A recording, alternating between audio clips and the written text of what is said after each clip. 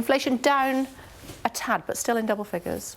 Yeah, and crucially, considerably higher than the Bank of England's 2% target. So we've got some work to do to get it down, but it is coming down and it looks like it has peaked. You might remember 11.1% was the inflation figure back in October. Yeah. So it's come down considerably. The new figure, it's 10.1%. Economists thought it would come down to just 10.3%. But crucially, it's in line with the Bank of England's own forecast of 10.1%. So it looks like they've got it right so far, and inflation is falling just in line with how they were expecting it to do. Now, what's caused this? Well, falling wholesale energy prices, falling transport prices, especially airfares, have been coming down. That's all filtered through into lower inflation.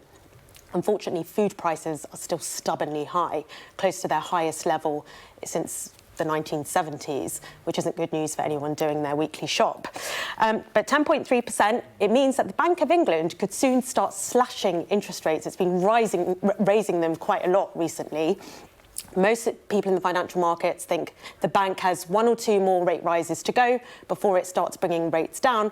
But this data suggests that it might be able to stop sooner than that. OK, for now, thanks very much indeed. Well, joined now by the Chief Economic Advisor at Alliance, and that's Mohammed El Erian. Hello to you. Thanks for joining us on the programme this morning. Much appreciated. So we're still in double figures. What is there to be content about this morning?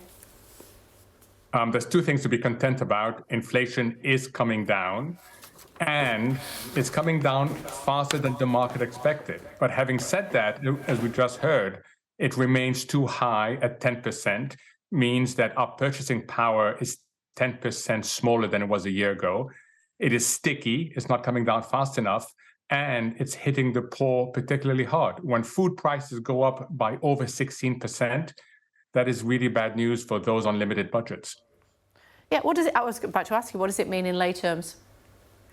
So in lay terms, it means that we are still running behind price increases.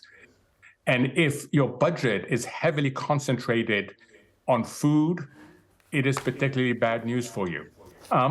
The silver lining is that it is coming down, and it will continue to come down. We just hope it comes down faster than it has so far. One of the Prime Minister's big targets was to halve inflation this year. Do you think he's on track? He will get that because energy prices are coming down. Economists have this very strange notion of headline inflation, what the world gives you, and then core inflation, what strips out the very volatile features of inflation.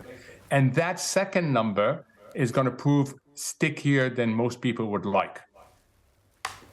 OK, good to talk to you. Thank you very much indeed for joining us. Thank you.